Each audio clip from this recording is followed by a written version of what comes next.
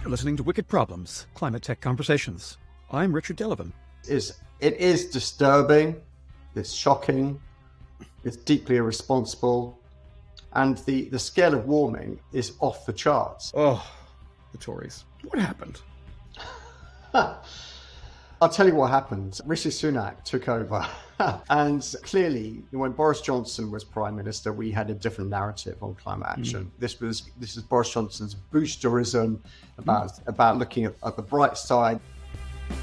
Some wag put it on Twitter this morning. We're 15 sleeps away from an extinction-level event for the Conservative Party here in the UK.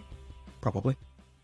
Since calling the election in the rain, Prime Minister Rishi Sunak has looked more like he's doing an experimental performance art project than a campaign. The manifestos and one contract are out, and while they can feel a bit staid, they're hugely important, both to understand the policy thinking or lack thereof in each of the parties, and because policy in the manifesto can't be blocked by the House of Lords. One of the UK's premier environmental think tanks, E3G, has been analysing what each of the parties said about climate and climate solutions, and Director of Campaigns, Edward Matthew, was kind enough to sit down with me yesterday. We discussed why the Tories walked from their own successes, whether Labour will regret being bolder, how the Lib Dems and Greens might nudge them, and why is it Nigel Farage hasn't gone all in, leading with an anti-net zero message? Does that have anything to do with the behaviour of other right-wing populists on the same issue during the European elections? If you're enjoying these conversations, leave us a rating and review on your pod platform of choice. Check out our YouTube feed for video versions, and most importantly, instead of giving money to those political parties, help out your friendly neighborhood independent climate tech media startup by becoming a member at wickedproblems.earth. It'd be a lot cooler if you did. Now, here's our UK Manifiesta. Ed Matthew, Director of Campaigns at E3G. Thank you so much for coming on Wicked Problems. Okay, it's an absolute pleasure to be here. Privileged. Thank you for inviting me. And you're an absolute star. I know you have no idea who we are, but I hope that we can change that over the course of the near future. But look, we are in the throes of campaign season here in the United Kingdom. I'm talking to you from Kent. I believe you're in Bristol, and I believe that you're a big wild swimmer, which is, I suppose, problematic at the moment, given some of the water quality issues around there. But are you still swimming at the moment, or are you taking a break? Yeah, most of the swimming we do is off the coast of Pembrokeshire. So my wife is from that area of the country. The water's pretty clean where we swim down there on Bled But yeah, it's an issue which has really upset me about the quality of the UK's rivers and beaches. It's a symbolic, really, of the way that this government's taken its eye off the ball when it's come to protecting the environment. And it's clearly created an incredible amount of upset right across the country. I think it's going to cost them votes at the election for sure. Certainly as a kayaker, and I hesitate even to go on the Medway now because I'm like, I just don't want to see what I'm going to see. It's just not pleasant, which is again, it is a real thing, right? People have been encouraged over the last 20 years to do things like go kayaking, use the canals, use the rivers, enjoy them, and also appreciate what's there, the beaches, while swimming. So I think you're right. I think for a lot of people, this is a material point of like, why should we have to live like this? And anyway, sorry, I've got a sidetrack. We're here talking about the more, not really refined, it's more kind of profane than sacred in terms of talking about electoral politics here in the UK. The manifestos are out. We are just past the midpoint of an election campaign leading up to the 4th of July, where it does look like we're headed for a seismic event in terms of the history of British politics, in terms of some realignment, not necessarily all in a good way. So we wanted to ask you to talk about some of the manifestos of the different parties and what they might mean for climate solutions and climate policy going forward. You are coming at this I'm going to ask you to, you know what, I'm going to read it because I'm sorry, but like the quote from let's start with reform. So we were talking in the green room before we started recording that Nigel Farage, according to a poll that came out about half an hour ago on the 19th of June, looks not just an odds-on, but like a prohibitive favorite to win the seat in Clacton after after 7 previous unsuccessful attempts to become a member of the House of Commons. And I'm going to read out your quote here about what you thought about their manifesto, really their contract, because they're not really a political party, but never mind that. Nigel Farage's pitch to obliterate net zero investment would damage the UK's economic recovery and keep UK households hooked on high-cost gas. Net zero is the economic opportunity of the century. Farage is a climate change denier in the pocket of fossil fuel vested interest, and he's presented a contract to bankrupt Britain and condemn future generations to climate catastrophe. So get off the fence and tell us what you really feel about this, Ed. Yeah, Nigel Farage and his party of reform, they really are peddling sort of the same classic climate denialist lines that we used to hear 20, 30 years ago. And to hear them trotting out these lines saying we can't stop climate change, that it's caused by some natural phenomena, it is disturbing, it's shocking, it's deeply irresponsible. The science of climate change has only got stronger and stronger, over the years. It's now irrefutable from a scientific basis that it's been caused by mankind, and the latest developments in science are showing that there's been a very rapid warming in the air and in the seas over the course of the last year. And the scale of warming is off the charts. It's actually really shocking scientists who did not predict how fast it would warm up in the last year. So we now sort of think that the rate of global warming is going to be potentially at the worst end of prediction scientifically. And at the same time, of course, you've got some really horrific impacts. So millions of people dying directly from climate change today. It is affecting agriculture. It's affecting our economies. It's already driving up inflation in the UK and globally. And of course, it's had a devastating impact through droughts and wildfires globally. That's the background. So for a political party in the UK to be trotting out climate denialist lines is really, it's almost beyond belief. But that's where we are with Reform UK, and it's very sad.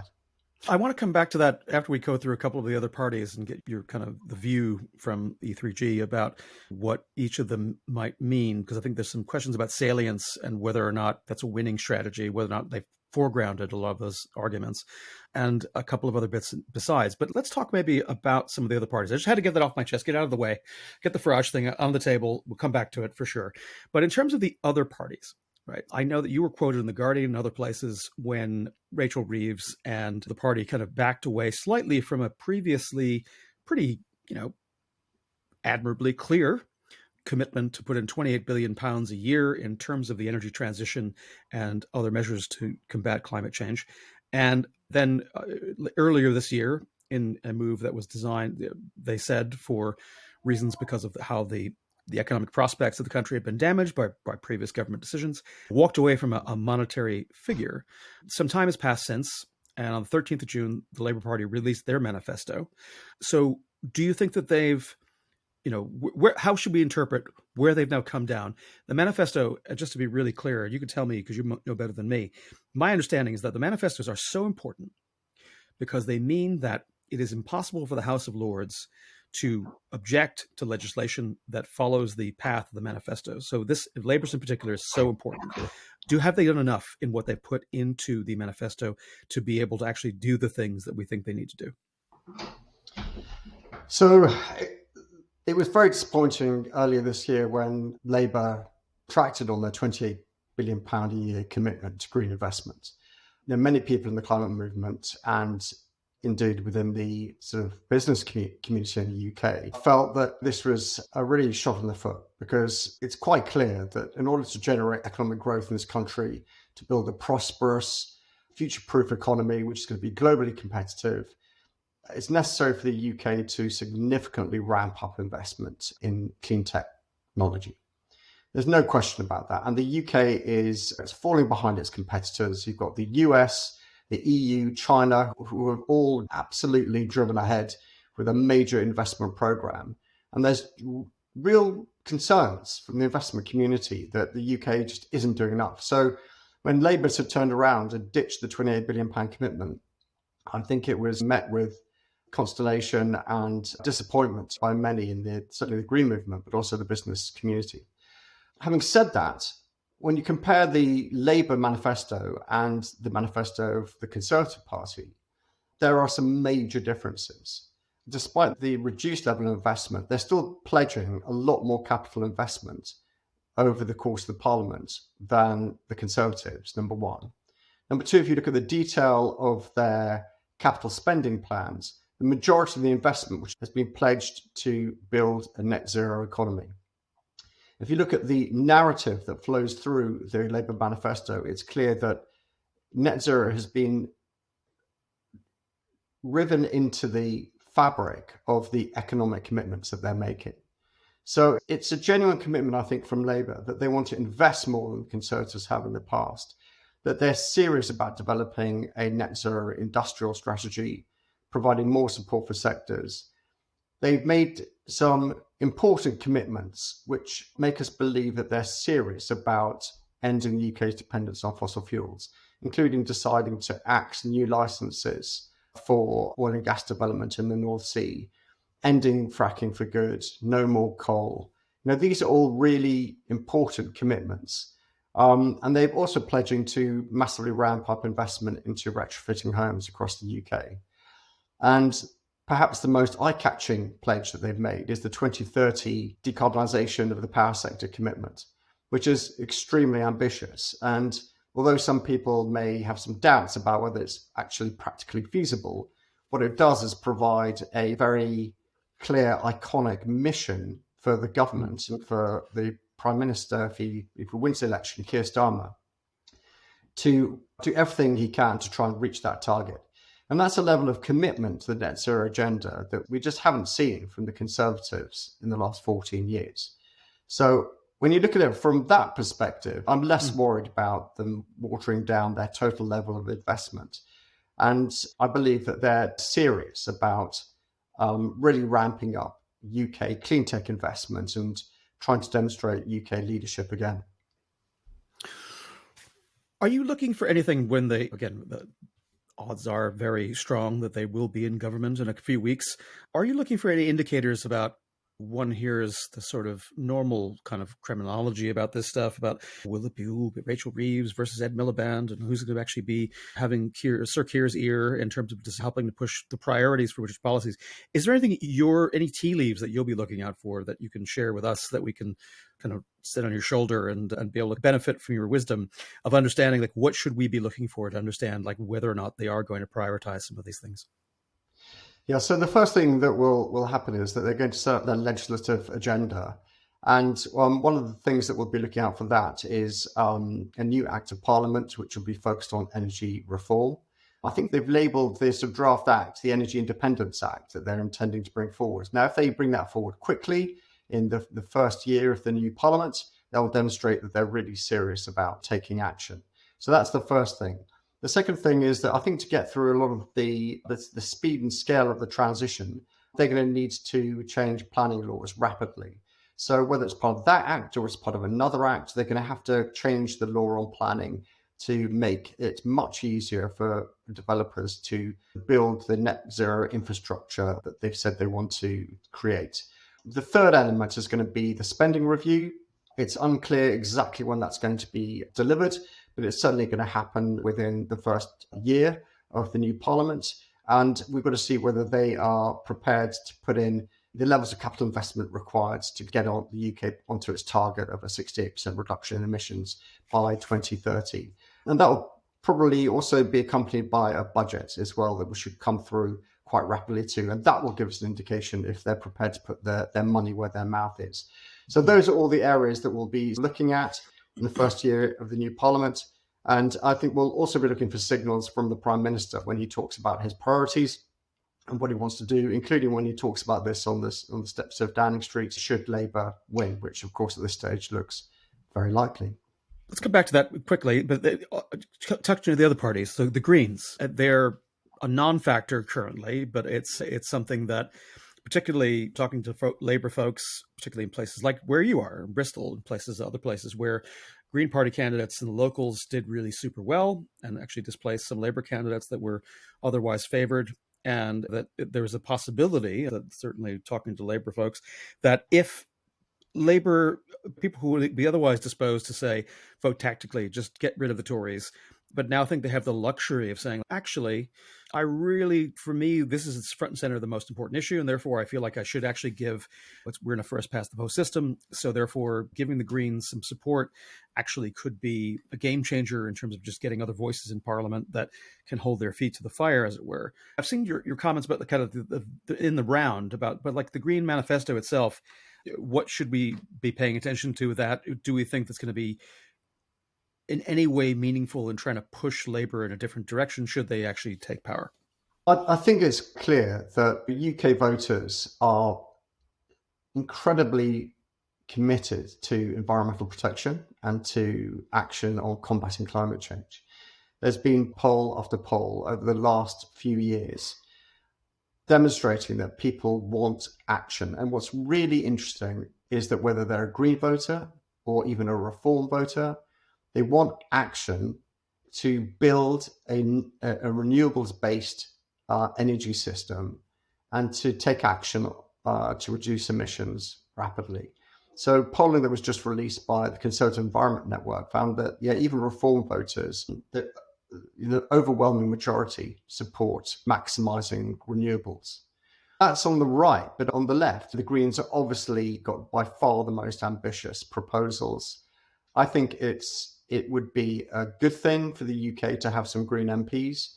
And the reason I say that is partly because they have cemented climate change within their political project. And they've done what really every party should do, which is fully recognise that a failure to get a grip on climate change poses an existential risk, to humanity and to our economies and to our future.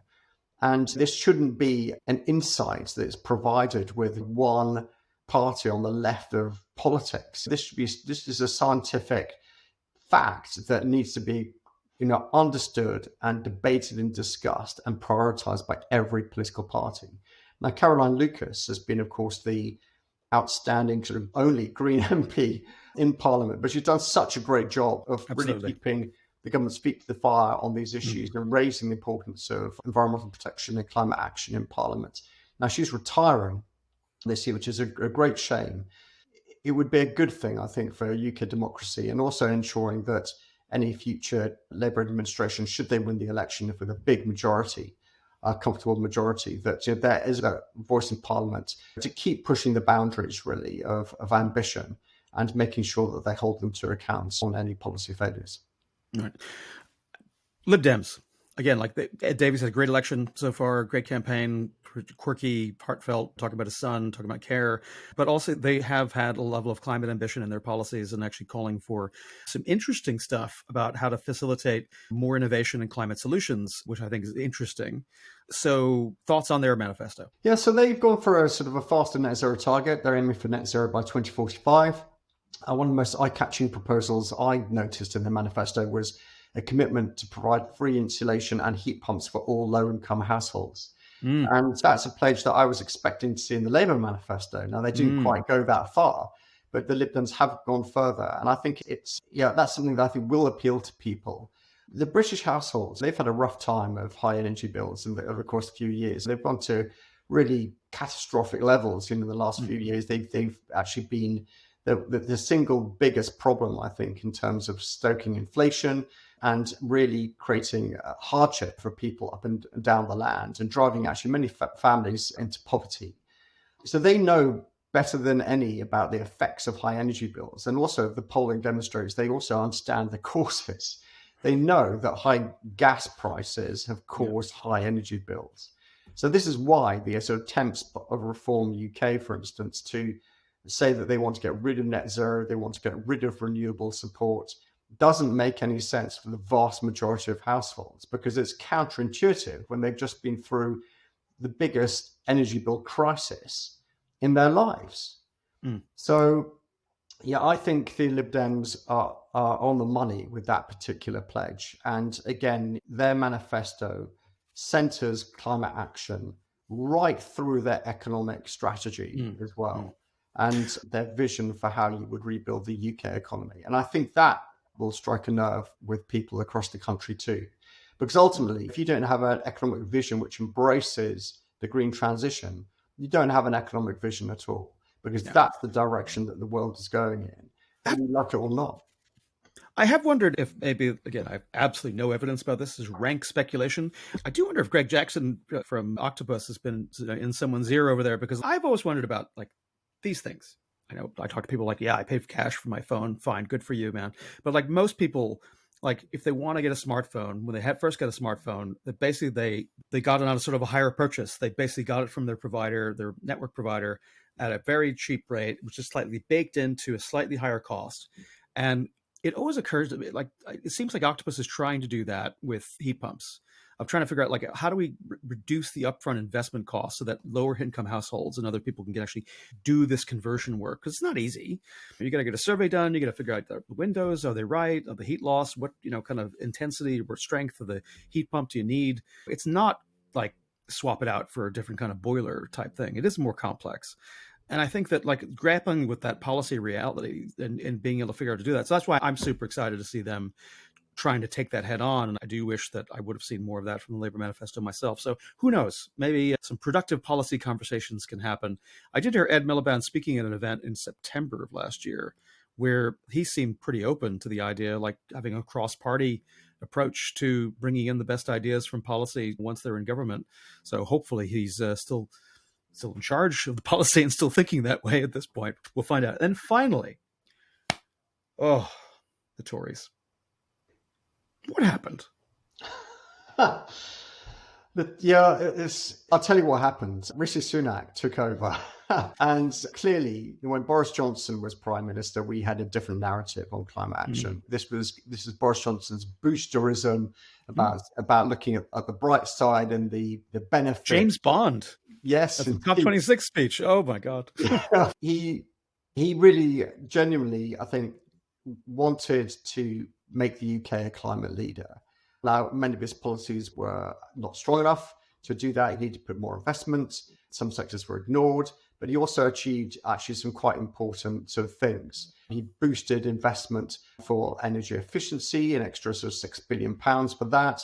He actually centered the issue internationally in terms of his kind of climate diplomacy. He was a massive fan, of course, of offshore wind and wanting to see that success and talking about the huge benefits of that and for helping support energy independence. These were all sort of good things. And I think actually one of the most powerful things he did was just provide that political sort of signal to the rest of the party and indeed globally that for the UK government, it was a priority to take action to reach net zero. There were huge economic benefits that would accrue. Now, when he left, of course, we were left with the Liz Truss 30 days, whatever it was, where he crashed the economy. Quickly, we came into Rishi Sunak's administration. Now, Rishi Sunak, he had a choice about whether to center net zero in his economic vision and strategy and political narrative. And he obviously thought about that, discussed that with his political advisors, and they, in the end, decided not to do that. Now, one of the sparks, I think, that sort of changed their approach on this was about a year ago when we had the by-election for Boris Johnson's old seat. And they held on to that seat by the skin of their teeth. And it was partly because they'd been pushing for an anti-pollution scheme policy. It was the ULEZ scheme, which was a pollution control scheme in London, which they said they wanted to get rid of. And they won that seat and they lost actually 2 other seats on the same day in by-elections. Right. They won that seat and they added up 2 and 2 and they got sort of 20 million and decided that this was going to be a great way of actually trying to whip up popular support across the country and widening it out beyond pollution to climate change. This was certainly sort of one of the factors, I think, in their minds. The other one, I think, the other trigger, I think, that was important was possibly that in Germany, there'd been a big pushback against some heat laws, which had been compelling people to replace fossil fuel boilers with heat pumps. And it caused a storm of protests because basically they were trying to introduce it too fast. And the Greens had suffered a huge backlash against it and their support would dwindled. And it had created a lot more support for the far-right AfD party. So they saw the winds blowing in that direction in Europe and they thought, here's an opportunity for us. So they added those things together and decided to take on a much more sort of skeptical position on climate action which came to a head in September last year, when in Rishi Sunak's famous speech, when he ditched a whole slew of climate policies. And I remember like hearing Chris Skidmore talking right before that speech, who obviously had a clue what was coming, and like the heartbreak in his voice. Basically, we had this consensus. It's such an important part of diplomacy, of being able to sit across the table from folks from Beijing or from New Delhi or whatever, and just say, look, like, we figured out how to do this in such a way you don't need to crash your economy. Like, that's so powerful.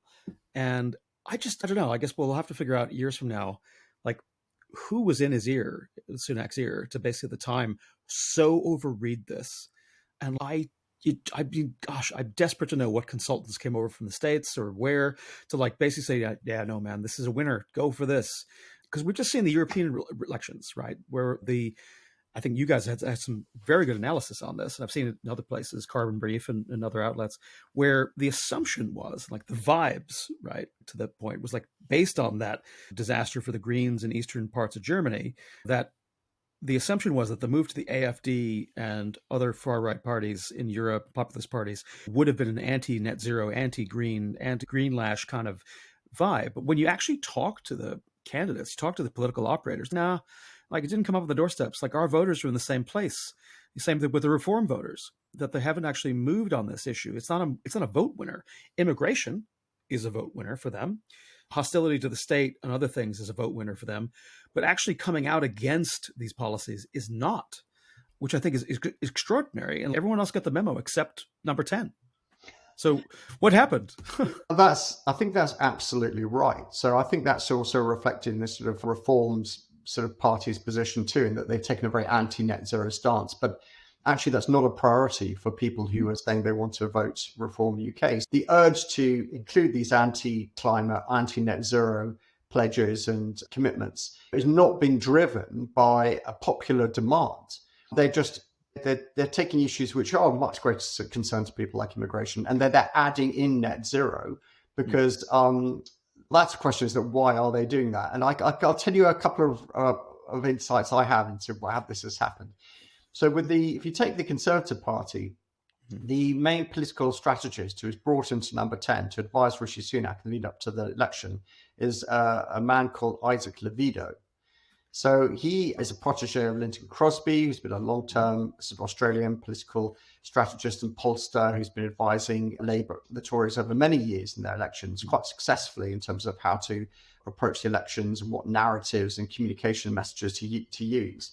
Now, Isaac Levido was involved in advising the coalition government in Australia in the lead up to the last election, and he pushed them to adopt a very anti-climate line. Now, they lost that election really badly. And what's interesting, he's come over to the UK and he's given exactly the same advice to Rishi Sunak. He's adopted that advice and is doing as much for Rishi Sunak as it did for the coalition government in Australia. So it's headed for a total disaster.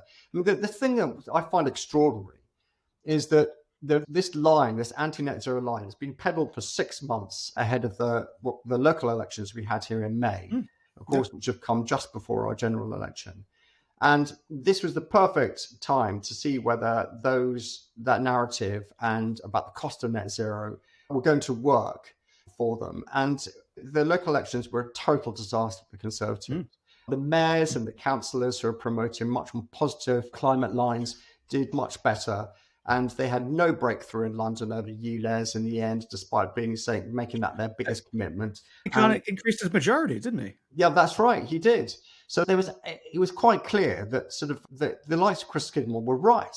Instead of actually basking in the glory of some of their policy successes that they've had on climate change over the years, and really channeling the net zero economic opportunity that Boris Johnson had used to great effect before he won the 2019 election, they're much more sceptical stance and have been of absolutely no political use to them. So here they were, decided to go for a much more anti-net zero line, not for economic reasons, because I think they understand how perverse that is, but purely for short-term political reasons, which feels very cynical that they would do that, but they did. But actually, it had no political benefit for them.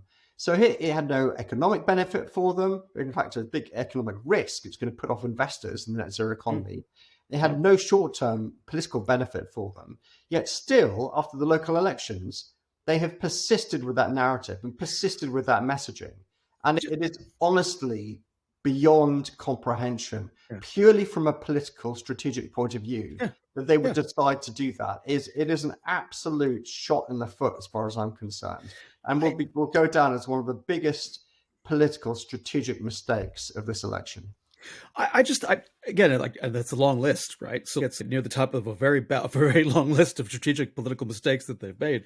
But my goodness, it is. I just think it's going to be years trying to puzzle out, like, why would you double down on this?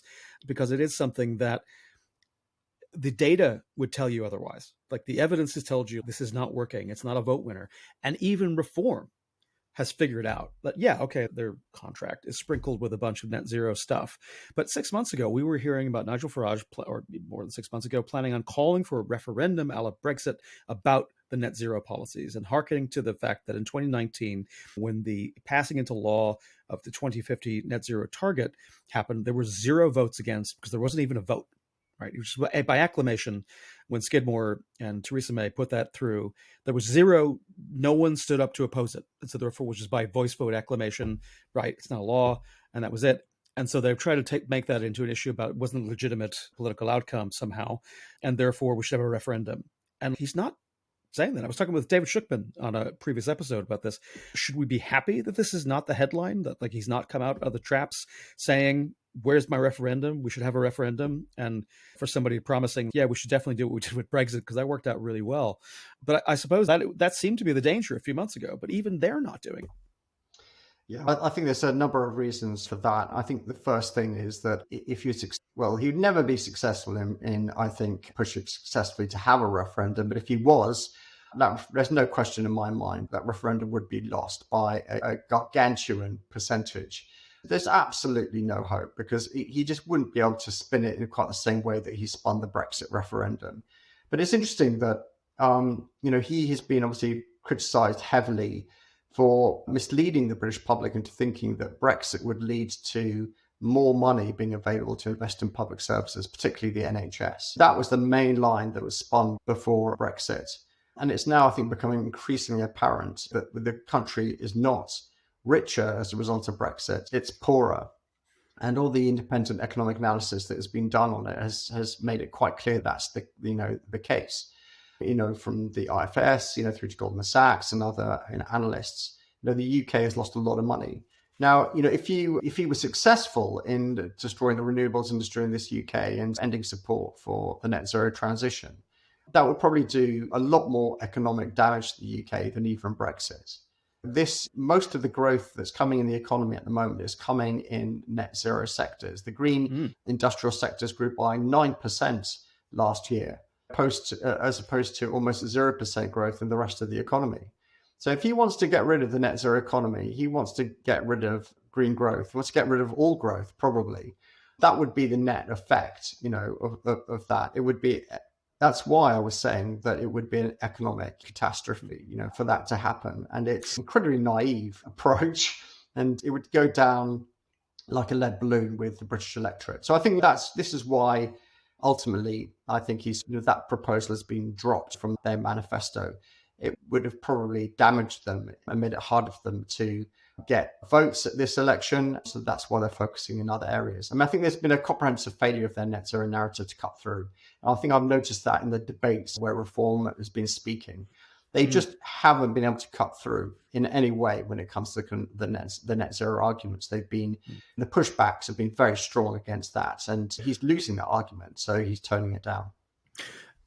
And I suppose, again, it's just fascinating to watch the sheer political cunning and lizard part of the brain saying to him, like, yeah, stop pushing this as his main priority. It's not going to win you anything. And that he, as opposed to other people in the Conservative Party, seems smart enough to actually listen to those instincts or those bits of data. Let's exit question, because again, I did say to you, Ed, that I would abuse your time as much as I possibly could, but I don't want to completely overstay our welcome. So exit question. It's a year from now. Right. Let's assume Labour wins. Let's assume the Tories are, as some polls suggest, completely wiped out. Not progressive, conservative 1993 Canada levels where they only have 3 seats, but let's say it's 80 seats. Reform's in with 5 seats. The Greens are in with a few seats. But what can we expect to see from, in terms of the media ecosystem, let's say, given how favorable, without even having been a candidate, they were for Nigel Farage? Are we just basically a year from now, are we going to basically be living in a world where it is nonstop campaigning against the climate solutions and climate policies that the next government is likely to pursue? Is that just going to be every cover of the Express, every cover of the Mail, every cover of the Telegraph from now until the end of time, with Nigel Farage being the mouthpiece for that? Is that what's going to happen? I fear we're going in that direction.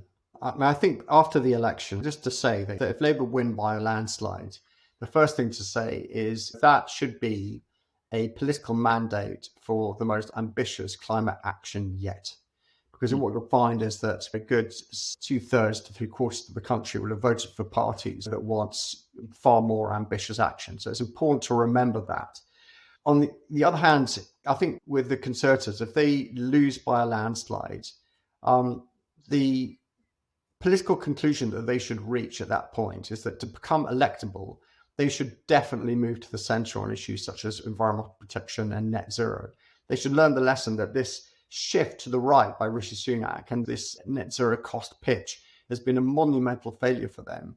And that if they want to get the trust back of the British people, they need to build a genuinely ambitious economic platform on the net zero transition and recognise that offers the best hope. Green growth offers the best hope to revitalise the UK economy. That's what they should do. But I don't think that's what they will do. And I think this is where the influence of Reform and Nigel Farage has really become problematic, because I think that they will look to shore up their votes on the right of the party before they look to trying to move into the centre ground. Yeah, his influence, I think, could be really significant in that respect. I also think that the fact they've been in government and implementing a lot of policies to support the net zero transition has disciplined the Conservatives into actually toning down their sort of natural instincts to be sceptical about sort of climate action. But in opposition, they won't have that discipline. So this is why I think they will be much more likely to use their opposition, instead of holding government to account and pushing for more ambition as they should, actually trying to make arguments to undermine the value of action and to try and exaggerate the move to net zero. So I think that's probably where we're headed. And obviously having Nigel Farage in Parliament won't help. But the last thing I want to say is really, it's important to remember one of the things that's driving this. Reform UK have received £2.3 million in donations from fossil fuel and polluting interests in the lead up to this election. The Conservatives have received funding of about £8.2 million from the same. This helps to explain why they've adopted more sceptical positions. It's not just very poor strategic advice from the likes of Linton Crosby. It's dirty fossil fuel money, which has helped to drive this sort of approach. And ultimately, if we're going to end that sort of influence, there has to be, I think, continuing, transparency about that money coming into politics and what it's doing and who it's coming from. That needs to be increased. And then also, I think it needs to be continuing sort of public support for ambitious climate action. This isn't going to be an easy transition. We're entering a difficult phase now as we try to decarbonize some tricky sectors like heating and industry. So the next 5 to 10 years is going to be absolute key. So I think we've got ahead of ourselves a really huge battle. But I think that Labour will be approaching that potentially with a massive majority. And that hopefully will give them the confidence to push these reforms through. Now, as a result, I think we'll end up with a far more prosperous country and the likelihood of not facing the volatility of high gas bills. And people will begin to see the benefits. Well, I think that's a perfect place to leave it. Ed Matthew, Director of Campaigns at E3G, the think tank, the third generation environmental movement. Thank you so much for joining us on Wicked Problems. It's been a pleasure to talk to you. Thank you for your time. Absolute legend. Thank you so much. If you like this conversation, please share it and leave us a rating and review on Apple Podcasts or Spotify. It really helps people find the show. If you'd like an ad-free version of this podcast, consider becoming a paid subscriber at wickedproblems.earth. You'll also get our newsletter, all our show notes, member-only goodies, and you'll be supporting media that wants to tell the stories at the frontier of climate tech, the place where people and politics, technology and capital meet and shape the future. And whether it's one you'd want to live in. Wicked Problems is written and edited by Richard Delavan. Production assistance was provided by me, Theodore Delavan. Wicked Problems, Climate Tech Conversations, is a production of Wicked Problems Limited. Thanks again for listening. They paved paradise, put up a parking lot.